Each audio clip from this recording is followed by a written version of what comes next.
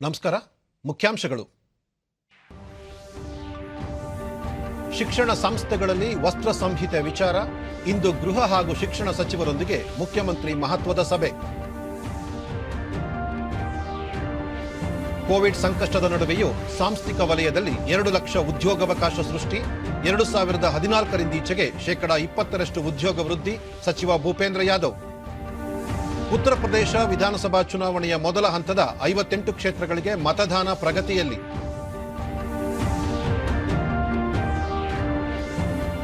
ಜನಸಾಮಾನ್ಯರಿಗೆ ಜಾಗತಿಕ ಮಟ್ಟದ ಸೌಲಭ್ಯ ದೊರಕಿಸಲು ಸರ್ಕಾರ ಬದ್ಧ.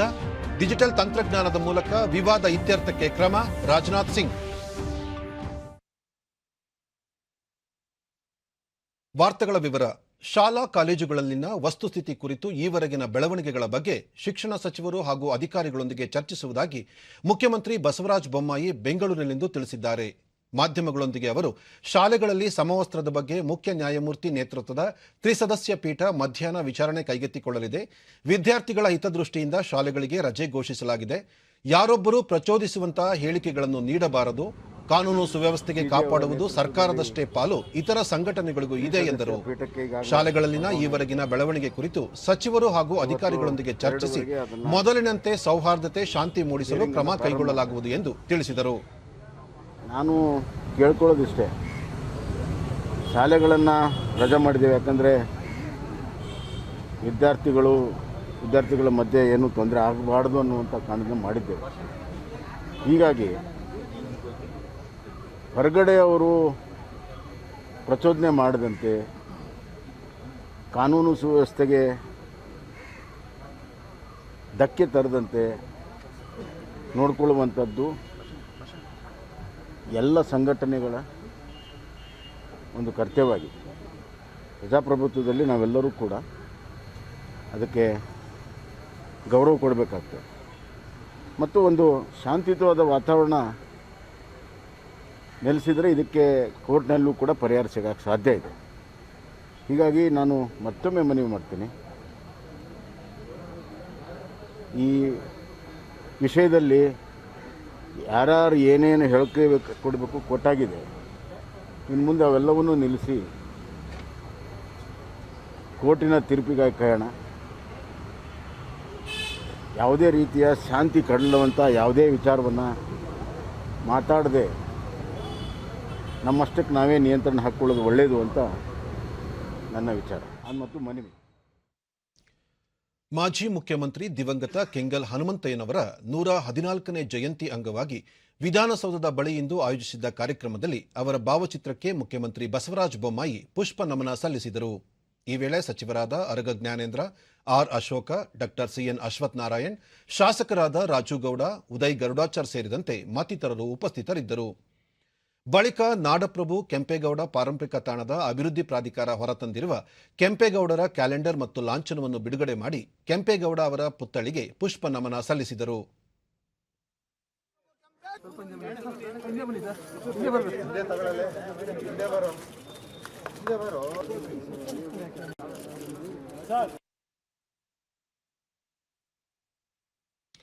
ಬಳಿಕ ಮುಖ್ಯಮಂತ್ರಿ ಕೆಂಗಲ್ ಹನುಮಂತಯ್ಯನವರು ಅವರು ನಾಡು ಕಂಡ ಮಹಾನ್ ಚೇತನ, ಕರ್ನಾಟಕ ಏಕೀಕರಣಕ್ಕಾಗಿ ಅವರ ಸೇವೆ ಅವಿಸ್ಮರಣೀಯ, ರಾಜ್ಯದ ಮೊದಲ ಮುಖ್ಯಮಂತ್ರಿಯಾಗಿ ಅವರು ಕೈಗೆತ್ತಿಕೊಂಡ ನಿರ್ಧಾರ ಮತ್ತು ಯೋಜನೆಗಳು ದೂರದೃಷ್ಟಿ ಹೊಂದಿದ್ದವು. ಕೆಂಗಲ್ ಹನುಮಂತಯ್ಯನವರ ಹುಟ್ಟೂರಿನಲ್ಲಿ ಅವರ ಪ್ರತಿಮೆ ಸ್ಥಾಪಿಸಬೇಕೆಂದು ಸಾರ್ವಜನಿಕರು ಮನವಿ ಮಾಡಿದ್ದಾರೆ. ಅವರ ಅಭಿಲಾಷೆಯಂತೆ ಮೂರ್ತಿ ಸ್ಥಾಪನೆಗೆ ಸರ್ಕಾರ ಶೀಘ್ರವೇ ಕ್ರಮ ಕೈಗೊಳ್ಳಲಿದೆ ಎಂದು ತಿಳಿಸಿದರು. ಕರ್ನಾಟಕದಲ್ಲಿ ನಾವು ಮಾಡಲು ಸಾಧ್ಯ ಆಗಿದೆ, ಸಹಕಾರಗೊಳಿಸಲು ಸಾಧ್ಯ ಆಗಿದೆ ಮತ್ತು ಎಲ್ಲಕ್ಕಿಂತ ಹೆಚ್ಚಾಗಿ ಆ ಸಂದರ್ಭದಲ್ಲಿ ಉತ್ತರ ಕರ್ನಾಟಕ ಮತ್ತು ಮೈಸೂರು ಪ್ರಾಂತವನ್ನು ಹೊಸದಾಗಿ ರಾಜ್ಯ ಆದಾಗ ಬೆಸೆಯುವಂಥ ಕೆಲಸ ಬಹಳ ಪ್ರಮುಖವಾದಂಥ ಸವಾಲಾಗಿತ್ತು. ಆ ಸಂದರ್ಭದಲ್ಲಿ ಮುಖ್ಯಮಂತ್ರಿಯಾಗಿ ಕೆಂಗಲ್ ಹನುಮಂತಯ್ಯವರು ಜನರ ಹೃದಯಗಳನ್ನು, ಕನ್ನಡಿಗರ ಹೃದಯಗಳನ್ನು ಬೆಸೆಯುವಂಥ ಕೆಲಸವನ್ನು ಅತ್ಯಂತ ಪ್ರಾಮಾಣಿಕವಾಗಿ ಮತ್ತು ಯಶಸ್ವಿಯಾಗಿ ಮಾಡಿದ್ದಾರೆ. ಹೀಗಾಗಿ ಇಡೀ ಕರ್ನಾಟಕ ವ್ಯಾಪ್ತಿಯಲ್ಲಿ ಅವರ ಒಂದು ಹೆಸರು ಇವತ್ತು ಹೆಸರುವಾಸಿಯಾಗಿದೆ, ಮನೆ ಮನೆಗೂ ಕೂಡ ಇದೆ. ಇವತ್ತಿನ ಪೀಳಿಗೆ ಇದನ್ನೆಲ್ಲವನ್ನೂ ಕೂಡ ನೆನಪು ಮಾಡ್ಕೋಬೇಕಾಗಿದೆ, ಪ್ರೇರಣೆಯನ್ನು ಅದರಿಂದ ಪಡ್ಕೋಬೇಕಾಗಿದೆ. ಬಜೆಟ್ ಪೂರ್ವಭಾವಿ ಸಭೆಗಳನ್ನು ಆರಂಭಿಸಿರುವ ಮುಖ್ಯಮಂತ್ರಿ ಬಸವರಾಜ ಬೊಮ್ಮಾಯಿ ಇಂದು ಸಹ ಹಲವು ಇಲಾಖೆಗಳೊಂದಿಗೆ ಸಭೆ ನಡೆಸುತ್ತಿದ್ದಾರೆ. ವಿಧಾನಸೌಧದಲ್ಲಿಂದು ಜವಳಿ ಇಲಾಖೆಯ ಪೂರ್ವಭಾವಿ ಸಭೆ ಜರುಗಿತು.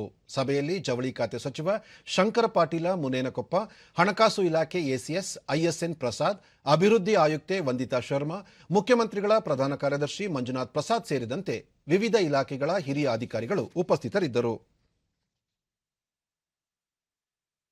ದೇಶದಲ್ಲಿ ಉದ್ಯೋಗಾವಕಾಶ ಸೃಷ್ಟಿಗೆ ಸರ್ಕಾರ ಹಲವು ಕಾರ್ಯಕ್ರಮ ಜಾರಿಗೊಳಿಸಿದ್ದು, ಕೋವಿಡ್ ಸಂಕಷ್ಟದ ನಡುವೆಯೂ ಸಾಂಸ್ಥಿಕ ವಲಯದಲ್ಲಿ 2 ಲಕ್ಷ ಉದ್ಯೋಗಾವಕಾಶ ಸೃಷ್ಟಿಯಾಗಿದೆ ಎಂದು ಕೇಂದ್ರ ಕಾರ್ಮಿಕ ಮತ್ತು ಉದ್ಯೋಗ ಸಚಿವ ಭೂಪೇಂದ್ರ ಯಾದವ್ ರಾಜ್ಯಸಭೆಗೆ ತಿಳಿಸಿದ್ದಾರೆ.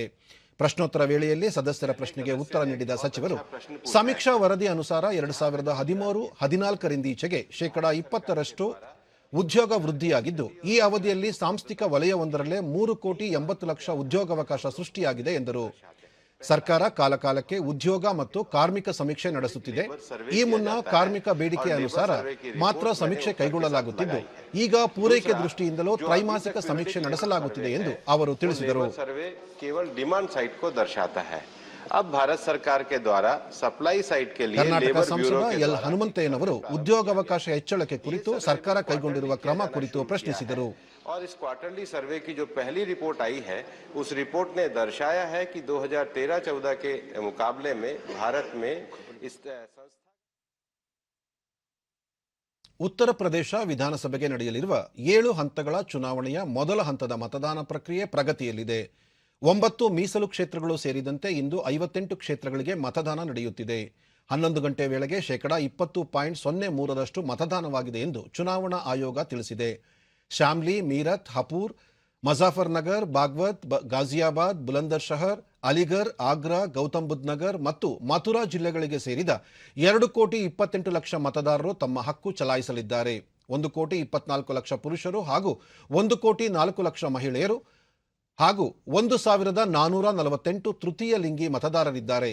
ಮೊದಲ ಹಂತದಲ್ಲಿ 26,027 ಮತಗಟ್ಟೆಗಳನ್ನು ಸ್ಥಾಪಿಸಲಾಗಿದೆ. 73 ಮಹಿಳಾ ಅಭ್ಯರ್ಥಿಗಳು ಸೇರಿದಂತೆ ಒಟ್ಟು 623 ಅಭ್ಯರ್ಥಿಗಳು ಕಣದಲ್ಲಿದ್ದಾರೆ. 2017ರ ವಿಧಾನಸಭಾ ಚುನಾವಣೆಯಲ್ಲಿ ಈ 58 ಕ್ಷೇತ್ರಗಳ ಪೈಕಿ ಬಿಜೆಪಿ 53 ಕ್ಷೇತ್ರಗಳಲ್ಲಿ ಗೆಲುವು ಸಾಧಿಸಿತ್ತು. ಈ ಚುನಾವಣೆಯಲ್ಲಿ ವಿವಿಪ್ಯಾಟ್ ಜೊತೆಗೆ ವಿದ್ಯುನ್ಮಾನ ಮತಯಂತ್ರಗಳನ್ನು ಬಳಸಲಾಗುತ್ತಿದೆ. ಹೆಚ್ಚುತ್ತಿರುವ ಒಮಿಕ್ರಾನ್ ಸೋಂಕಿನ ಹಿನ್ನೆಲೆಯಲ್ಲಿ ಪ್ರತಿ ಮತಗಟ್ಟೆಯಲ್ಲೂ ಕೋವಿಡ್ ಸುರಕ್ಷತಾ ಕ್ರಮಗಳ ಪಾಲನೆಗೆ ಒತ್ತು ನೀಡಲಾಗಿದೆ.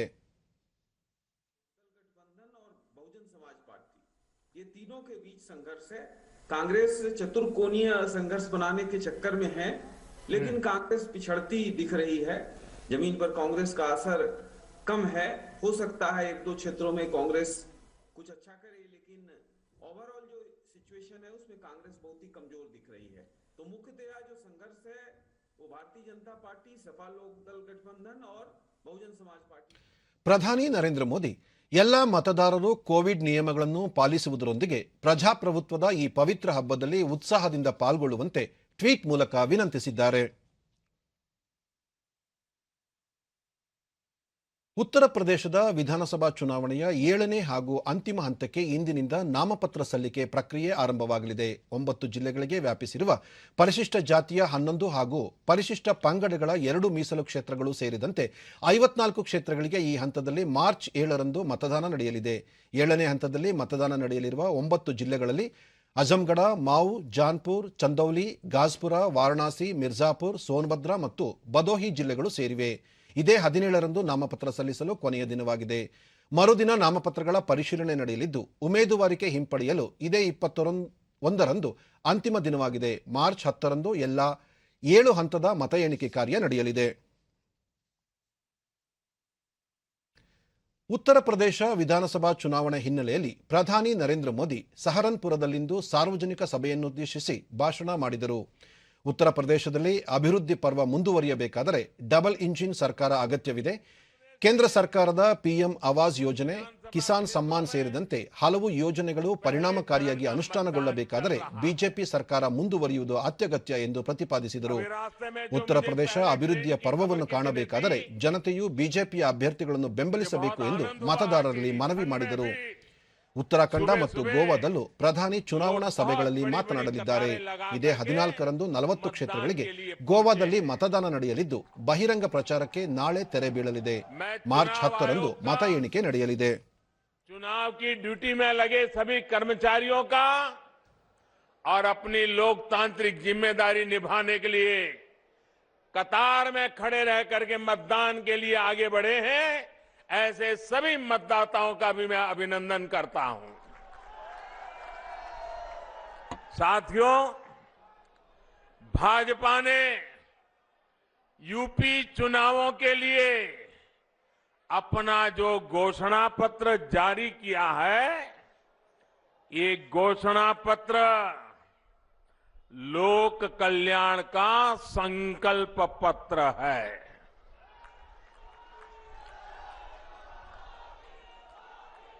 डबल इंजन की सरकार जो काम कर रही है, उसके पीछे और उसके लिए यूपी में भाजपा सरकार बहुत जरूरी है. गरीबों को पीएम आवास योजना के घर मिलते रहे, इसके लिए यूपी में भाजपा सरकार बहुत जरूरी है. ತಂತ್ರಜ್ಞಾನ ಬಳಕೆ ಮೂಲಕ ಜನಸಾಮಾನ್ಯರಿಗೆ ಜಾಗತಿಕ ಮಟ್ಟದ ಸೌಲಭ್ಯಗಳನ್ನು ದೊರಕಿಸಲು ಸರ್ಕಾರ ಬದ್ಧವಾಗಿದೆ ಎಂದು ಕೇಂದ್ರ ರಕ್ಷಣಾ ಸಚಿವ ರಾಜನಾಥ್ ಸಿಂಗ್ ಹೇಳಿದ್ದಾರೆ. ದೆಹಲಿಯಲ್ಲಿಂದು ಪುರಸ್ಕಾರ ಪ್ರದಾನ ಕಾರ್ಯಕ್ರಮವೊಂದರಲ್ಲಿ ಭಾಷಣ ಮಾಡಿದ ಅವರು, ದೇಶವು ಸ್ವಾತಂತ್ರ್ಯದ ಅಮೃತ ಮಹೋತ್ಸವ ಆಚರಿಸುತ್ತಿದ್ದು ಎಲ್ಲಾ ಸಚಿವಾಲಯಗಳು ಮತ್ತು ಇಲಾಖೆಗಳು ತಮ್ಮ ವ್ಯಾಪ್ತಿಯಲ್ಲಿ ತಂತ್ರಜ್ಞಾನ ಉತ್ತೇಜನದ ಮೂಲಕ ಸೌಲಭ್ಯ ದೊರಕಿಸಿಕೊಡಲು ಎಲ್ಲಾ ಪ್ರಯತ್ನ ಮಾಡುತ್ತಿವೆ ಎಂದು ಹೇಳಿದರು. ಡಿಜಿಟಲೀಕರಣಕ್ಕೆ ಕೇಂದ್ರ ಸರ್ಕಾರ ಹೆಚ್ಚಿನ ಆದ್ಯತೆ ನೀಡಲಾಗಿದ್ದು ಇದರಿಂದ ಭೂ ದಾಖಲೆ ನಿರ್ವಹಣೆ ಸೇರಿದಂತೆ ಹಲವು ಸುಗಮ ಸೌಲಭ್ಯಗಳು ದೊರಕಿವೆ. ನ್ಯಾಯಾಲಯಗಳಲ್ಲಿ ಜಮೀನು ಸಂಬಂಧಿಸಿದ ಸಿವಿಲ್ ಪ್ರಕರಣಗಳ ಸಂಖ್ಯೆ ಹೆಚ್ಚಾಗಿದ್ದು ಡಿಜಿಟಲ್ ತಂತ್ರಜ್ಞಾನ ಬಳಕೆಯ ಮೂಲಕ ಇಂತಹ ವಿವಾದಗಳನ್ನು ಕಡಿಮೆ ಮಾಡಬಹುದಾಗಿದೆ ಎಂದು ಅವರು ತಿಳಿಸಿದರು.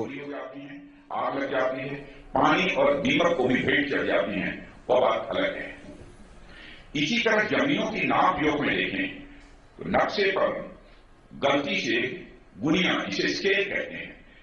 एक दो सूद माने एक दो पॉइंट भी इधर उधर दाएं बाएं हो गया है तो उससे वास्तविक जमीन का कई कई मीटर की हेराफेरी हो जाती है. होता यह है कि जमीन का मालिक अलग परेशान होता है और विभाग के अधिकारी अलग. इसके कारण हमारे देश के ಭಾರತೀಯ ರಿಸರ್ವ್ ಬ್ಯಾಂಕ್ ದ್ವೈಮಾಸಿಕ ಹಣಕಾಸು ನೀತಿಯನ್ನು ಇಂದು ಪ್ರಕಟಿಸಿದ್ದು ರೇಪೋ ದರದಲ್ಲಿ ಯಥಾಸ್ಥಿತಿ ಕಾಯ್ದುಕೊಳ್ಳಲಾಗಿದೆ. 2022-23ರ ಸಾಲಿನ ಜಿಡಿಪಿ ಅಭಿವೃದ್ಧಿ ದರ 7.8% ಅಂದಾಜು ಮಾಡಲಾಗಿದೆ. ಇದು ಪ್ರಸಕ್ತ ಹಣಕಾಸು ವರ್ಷದ ಕೊನೆಯ ಹಾಗೂ ಕೇಂದ್ರ ಬಜೆಟ್ ನಂತರ ಘೋಷಿಸಲಾದ ಮೊದಲ ಹಣಕಾಸು ನೀತಿಯಾಗಿದೆ. ಮುಂಬೈಯಲ್ಲಿಂದು ಸುದ್ದಿಗೋಷ್ಠಿಯಲ್ಲಿ ವಿವರ ನೀಡಿದ RBI governor Shaktikanta Das, Covid ಸಂಕಷ್ಟದ ನಡುವೆಯೂ ಆಂತರಿಕ ಉತ್ಪಾದನಾ ಪ್ರಮಾಣ ಏರಿಕೆ ಕಂಡಿದೆ ಎಂದರು. ರೇಪೋ ದರ 4% ಮುಂದುವರಿಯಲಿದ್ದು ರಿವರ್ಸ್ ರೇಪೋ ದರ 3.35% ಇರಲಿದೆ. 2022ರ ಗ್ರಾಹಕ ಬೆಲೆ ಸೂಚಿ ಸಿಪಿಐ 5.3% ಯಥಾಸ್ಥಿತಿಯಲ್ಲಿದ್ದು 2023ರ ಸಾಲಿಗೆ 4.5% ಅಂದಾಜು ಮಾಡಲಾಗಿದೆ. ಚಳಿಗಾಲದ ಋತುವಿನಲ್ಲಿ ಕೃಷಿ ಚಟುವಟಿಕೆ ಉತ್ತಮವಾಗಿದ್ದು ಈ ಬಾರಿ ಕೃಷಿ ಉತ್ಪನ್ನ ಏರಿಕೆ ಕಾಣುವ ನಿರೀಕ್ಷೆ ಇದ್ದು ಹಣದುಬ್ಬರ ಇಳಿಕೆಯಾಗಲಿದೆ ಎಂದು ಅವರು ವಿವರಿಸಿದರು. The continuing pass-through of tax cuts relating to petrol and diesel last November would help to moderate input cost pressures to some extent. The transmission of input cost pressures to selling prices remains muted in view of the continuing slack in demand. Further, as risks from Omicron wane and supply chain pressures moderate, there could be some softening of core inflation. On balance, ದೇಶದಲ್ಲಿ ಡ್ರೋನ್ಗಳ ಸ್ವದೇಶಿ ಉತ್ಪಾದನೆಯನ್ನು ಉತ್ತೇಜಿಸುವ ಭಾಗವಾಗಿ ವಿದೇಶಿ ಡ್ರೋನ್ಗಳ ಆಮದನ್ನು ನಿಷೇಧಿಸಲಾಗಿದೆ. ಈ ಸಂಬಂಧ ವಿದೇಶಿ ವ್ಯಾಪಾರ ಮಹಾನಿರ್ದೇಶನಾಲಯ ಡಿಜಿಎಫ್ಟಿ ವಿದೇಶಿ ಡ್ರೋನ್ಗಳ ಆಮದು ನಿಷೇಧ ಕುರಿತು ಅಧಿಸೂಚನೆ ಹೊರಡಿಸಿದೆ. ಆದಾಗ್ಯೂ ಸಂಶೋಧನೆ ಮತ್ತು ಅಭಿವೃದ್ಧಿ, ರಕ್ಷಣೆ ಮತ್ತು ಭದ್ರತಾ ಉದ್ದೇಶಗಳಿಗಾಗಿ ಕೆಲವು ಡ್ರೋನ್ಗಳ ಆಮದನ್ನು ನಿಷೇಧದಿಂದ ವಿನಾಯಿತಿ ನೀಡಲಾಗಿದೆ. ಆದರೆ ಇಂತಹ ಆಮದುಗಳಿಗೆ ಸೂಕ್ತ ಅನುಮತಿ ಅಗತ್ಯವಿರುತ್ತದೆ ಎಂದು ಸರ್ಕಾರ ಹೇಳಿದೆ.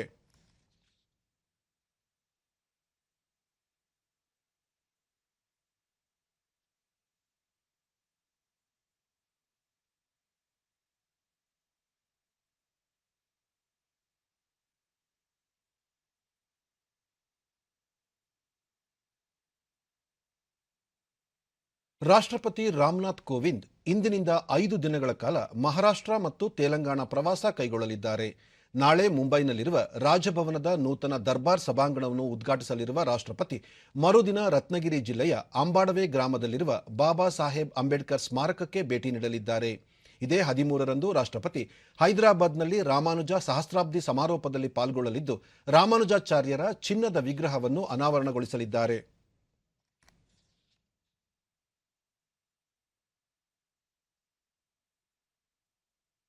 ದೇಶದಲ್ಲಿ ಕಳೆದ 24 ಗಂಟೆಗಳಲ್ಲಿ 67,084 ಹೊಸ ಕೊರೋನಾ ಸೋಂಕು ಪ್ರಕರಣಗಳು ದಾಖಲಾಗಿವೆ. ನಿನ್ನೆ ಒಂದೇ ದಿನ 1,67,882 ಮಂದಿ ಆಸ್ಪತ್ರೆಯಿಂದ ಬಿಡುಗಡೆಯಾಗಿದ್ದು, ಒಟ್ಟಾರೆ ಗುಣಮುಖರಾದವರ ಸಂಖ್ಯೆ 4,11,80,751ಕ್ಕೆ ಹೆಚ್ಚಳವಾಗಿದೆ. ಚೇತರಿಕೆ ಪ್ರಮಾಣ ಶೇಕಡ 96.95ರಷ್ಟಿದೆ. ಒಟ್ಟಾರೆ 7,90,789 ಸಕ್ರಿಯ ಪ್ರಕರಣಗಳಿವೆ. ಈ ಪ್ರಮಾಣ ಶೇಕಡ 1.86ರಷ್ಟಿದೆ. ಕಳೆದ 24 ಗಂಟೆಗಳಲ್ಲಿ 1,241 ಮಂದಿ ಮೃತಪಟ್ಟಿದ್ದು, ಒಟ್ಟು ಮೃತಪಟ್ಟವರ ಸಂಖ್ಯೆ 5,06,520ಕ್ಕೆ ಏರಿಕೆಯಾಗಿದೆ. ಈ ಪ್ರಮಾಣ ಶೇಕಡ 1.19ರಷ್ಟಿದೆ.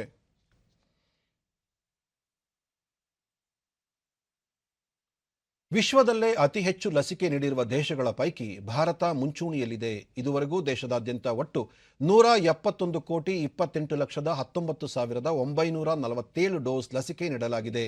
ನಿನ್ನೆ ಒಂದೇ ದಿನ 46,44,382 ಡೋಸ್ ಲಸಿಕೆ ನೀಡಲಾಗಿದೆ. ದೇಶದಲ್ಲಿ ಕೊರೋನಾ ಮಾದರಿಗಳ ಪರೀಕ್ಷಾ ಸಾಮರ್ಥ್ಯದಲ್ಲಿ ನಿರಂತರ ಹೆಚ್ಚಳ ಮಾಡಲಾಗುತ್ತಿದ್ದು, ಇದುವರೆಗೆ ಒಟ್ಟು 74,61,96,071 ಮಂದಿಗೆ ಕೊರೋನಾ ಮಾದರಿ ಪರೀಕ್ಷೆ ನಡೆಸಲಾಗಿದೆ. ನಿನ್ನೆ ಒಂದೇ ದಿನ 15,11,321 ಮಂದಿಯ ಮಾದರಿ ಪರೀಕ್ಷಿಸಲಾಗಿದೆ ಎಂದು ಭಾರತೀಯ ವೈದ್ಯಕೀಯ ಸಂಶೋಧನಾ ಮಂಡಳಿ ICMR ತಿಳಿಸಿದೆ.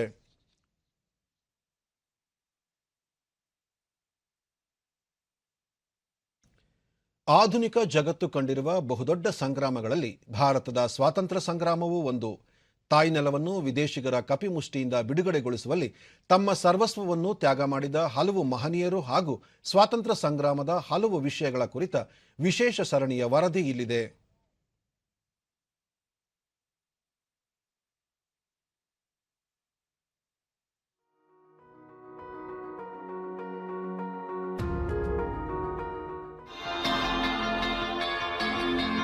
ಭಾರತದ ಪ್ರಖ್ಯಾತ ಸ್ವಾತಂತ್ರ್ಯ ಹೋರಾಟವು ಆಧುನಿಕ ವಿಶ್ವ ಕಂಡ ಸರ್ವಶ್ರೇಷ್ಠ ಹೋರಾಟಗಳಲ್ಲಿ ಒಂದು. ಆ ಶೌರ್ಯಪೂರ್ಣ ಸಂಗ್ರಾಮದ ಮಿಂಚು ನೋಟವನ್ನ ಆಕಾಶವಾಣಿ ಪ್ರತಿದಿನ ನಿಮಗಾಗಿ ಹೊತ್ತು ತರುತ್ತಿದೆ. ಕೇಳುಗರೆ, ಇಂದಿನ ಸಂಚಿಕೆಯಲ್ಲಿ ನಾವು ಬ್ರಿಟಿಷರ ಸೈನ್ಯ ಮತ್ತು ಸಿಖ್ ಸೈನ್ಯಗಳ ನಡುವೆ 1846ರ ಫೆಬ್ರವರಿ 10ರಂದು ನಡೆದ ಸೊಬರಾವ್ ಯುದ್ಧವನ್ನು ಕುರಿತು ಮಾತನಾಡಲಿದ್ದೇವೆ.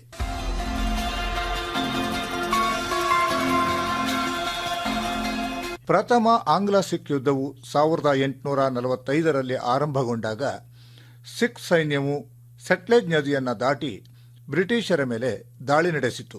ವಾಸ್ತವದಲ್ಲಿ ಈ ಯುದ್ಧದಲ್ಲಿ ಹಲವು ಹಂತದ ಯುದ್ಧಗಳಾದವು. ಅದರಲ್ಲಿ ಸೊಬರಾವ ಯುದ್ಧವೂ ಕೂಡ ಒಂದು. ಸಿಖ್ ಸೈನ್ಯವು ಅತ್ಯಂತ ಪರಾಕ್ರಮಶಾಲಿಯಾಗಿತ್ತು ಹಾಗೂ ಅವರ ಬಳಿ ಸುಸಜ್ಜಿತ ಇನ್ಫೆಂಟ್ರಿ ಘಟಕವೂ ಇತ್ತು. ಅದು ಪೂರ್ಣ ಪ್ರಮಾಣದಲ್ಲಿ ತರಬೇತು ಹೊಂದಿದ್ದು ಮಹಾರಾಜ ರಣಜಿತ್ ಸಿಂಗ್ ನೇತೃತ್ವದಲ್ಲಿ ಹೋರಾಡುತ್ತಿತ್ತು.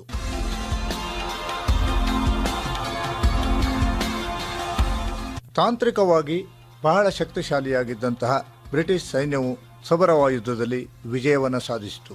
ಈ ಸಬರವ ಯುದ್ಧದಲ್ಲಿ ಸುಮಾರು 10,000 ಸಿಖ್ ವೀರರು ಹುತಾತ್ಮರಾದರು. ಕೇವಲ 230 ಬ್ರಿಟಿಷ್ ಸೈನಿಕರಿಗೆ ಮಾತ್ರ ತೊಂದರೆಯಾಯಿತು. ಇದು ಬ್ರಿಟಿಷರ ವಿಜಯವಾಗಿತ್ತು. ಯುದ್ಧದ ನಂತರ 1846ರ ಮಾರ್ಚ್ 9ರಂದು British governor general Henry Hardinge ಹಾಗೂ 7 ವರ್ಷದ ಸಿಖ್ ಸಾಮ್ರಾಜ್ಯದ ಆಡಳಿತಗಾರ ಮಹಾರಾಜ ದಿಲೀಪ್ ಸಿಂಗ್ ರವರ ನಡುವೆ ಲಾಹೋರ್ ಒಪ್ಪಂದವಾಯಿತು. ಈ ಒಪ್ಪಂದವು ಸಿಖ್ ಸಾಮ್ರಾಜ್ಯದ ವಿಸ್ತಾರವನ್ನು ಕಡಿಮೆಗೊಳಿಸಿತು ಹಾಗೂ ಜಮ್ಮುವಿನ ರಾಜನಾದ ಗುಲಾಬ್ ಸಿಂಗ್ಗೆ ಸ್ವಾತಂತ್ರ್ಯವನ್ನು ನೀಡಲಾಯಿತು.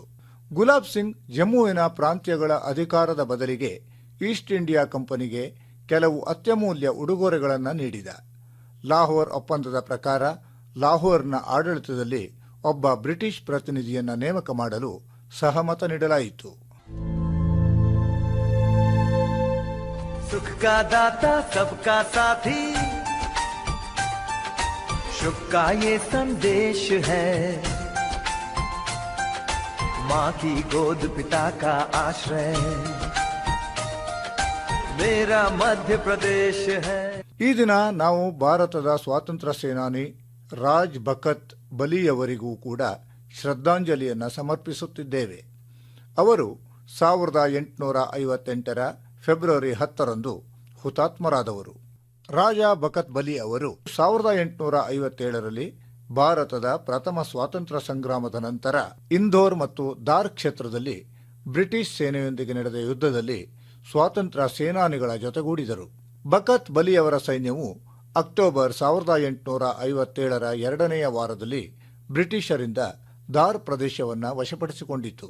ಆದರೆ ಅವರು ದಾರ್ನ ಮೇಲೆ ಹೆಚ್ಚು ಕಾಲದವರೆಗೆ ನಿಯಂತ್ರಣ ಸಾಧಿಸುವುದು ಸಾಧ್ಯವಾಗಲಿಲ್ಲ. ಏಕೆಂದರೆ ಬ್ರಿಟಿಷ್ ಸೈನ್ಯವು ಮತ್ತೆ ಆಕ್ರಮಣವನ್ನ ಮಾಡಿ ಆ ಪ್ರದೇಶವನ್ನ ಮರುವಶ ಮಾಡಿಕೊಂಡಿತು. ಬಲಿಯವರು ಆಮ್ಜಿಯರಾ ರಾಜ್ಯದ ಲಾಲ್ಗಢ್ ಕೋಟೆಯ ಮೇಲೆ ಸೈನಿಕರನ್ನ ಸಜ್ಜುಗೊಳಿಸಿ ಸಾವಿರಾರು ಸ್ಥಳೀಯ ಆದಿವಾಸಿಗಳನ್ನೂ ತಮ್ಮ ಜೊತೆ ಸೇರಿಸಿಕೊಂಡರು.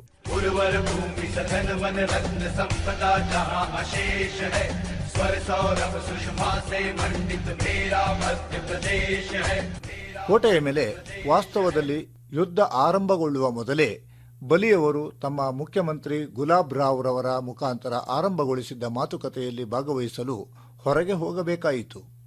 ಆಗ ಅವರನ್ನ ಬಂಧನಕ್ಕೆ ಒಳಪಡಿಸಲಾಯಿತು ಮತ್ತು ಗಲ್ಲಿಗೇರಿಸಲಾಯಿತು. ಹುತಾತ್ಮರಾದ ಬಕತ್ ಬಲಿಯವರಿಗೆ ನಮ್ಮ ನಮನಗಳು.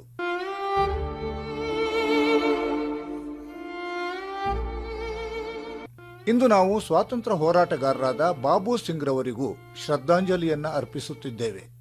ಅವರು 1945 ಫೆಬ್ರವರಿ 10 ಹುತಾತ್ಮರಾದವರು. ಅವರು ಎರಡನೇ ವಿಶ್ವಯುದ್ಧದಲ್ಲಿ ಬ್ರಿಟಿಷ್ ಭಾರತೀಯ ಸೈನ್ಯದಲ್ಲಿ ಇದ್ದವರು. 1942 ಬಾಬು ಸಿಂಗ್ ರವರು ಆಜಾದ್ ಹಿಂದ್ ಫೌಜನ್ನು ಸೇರಿದರು. ಬಾಬು ಸಿಂಗ್ ರವರು ಬರ್ಮಾದಲ್ಲಿ ಬ್ರಿಟಿಷರ ಸೇನೆಯೊಂದಿಗೆ ಹೋರಾಡಿ 1945 ಫೆಬ್ರವರಿ 10 ಹುತಾತ್ಮರಾದರು. ಅಮರರಾದ ಬಾಬು ಸಿಂಗ್ ರವರಿಗೆ ನಮ್ಮ ಗೌರವಪೂರ್ಣ ನಮನಗಳು.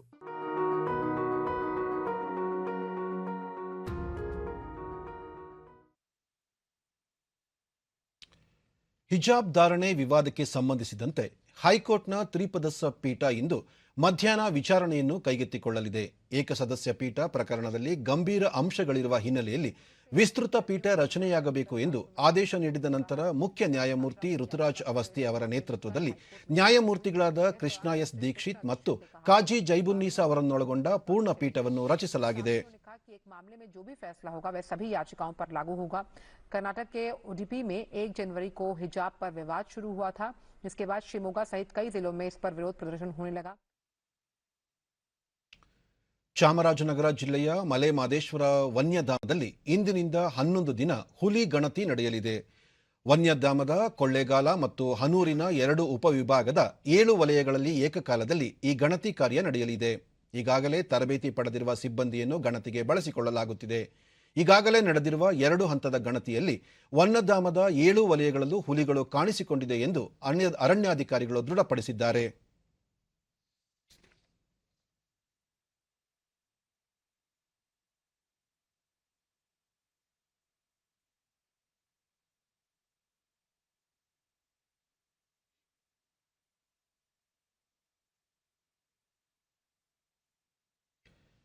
ಕೊನೆಯಲ್ಲಿ ಮತ್ತೊಮ್ಮೆ ಮುಖ್ಯಾಂಶಗಳು.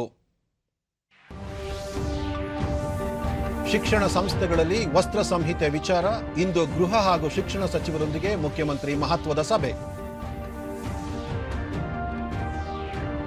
ಕೋವಿಡ್ ಸಂಕಷ್ಟದ ನಡುವೆಯೂ ಸಾಂಸ್ಥಿಕ ವಲಯದಲ್ಲಿ 2 ಲಕ್ಷ ಉದ್ಯೋಗಾವಕಾಶ ಸೃಷ್ಟಿ. 2014 ಶೇಕಡಾ 22% ಉದ್ಯೋಗ ವೃದ್ಧಿ. ಸಚಿವ ಭೂಪೇಂದ್ರ ಯಾದವ್. ಉತ್ತರ ಪ್ರದೇಶ ವಿಧಾನಸಭಾ ಚುನಾವಣೆಯ ಮೊದಲ ಹಂತದ 58 ಕ್ಷೇತ್ರಗಳಿಗೆ ಮತದಾನ ಪ್ರಗತಿಯಲ್ಲಿ.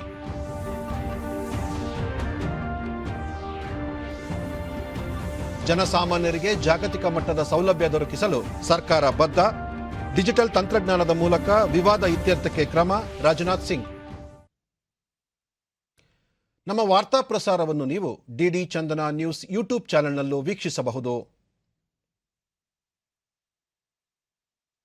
ವ್ಯಕ್ತಿಗತ ಅಂತರ ಕಾಪಾಡಿಕೊಳ್ಳುವುದರೊಂದಿಗೆ ನೀವು ಸುರಕ್ಷಿತವಾಗಿರಿ, ನಿಮ್ಮವರನ್ನು ಸುರಕ್ಷಿತವಾಗಿರಿಸಿ. ನೈರ್ಮಲ್ಯಕ್ಕೆ ಆದ್ಯತೆ ನೀಡುವುದರ ಜೊತೆಗೆ ಕೋವಿಡ್-19 ಮಾರ್ಗಸೂಚಿಗಳನ್ನು ತಪ್ಪದೇ ಪಾಲಿಸಿ. ನಮ್ಮ ಮುಂದಿನ ವಾರ್ತಾ ಪ್ರಸಾರ ಸಂಜೆ 4:30 ನಮಸ್ಕಾರ.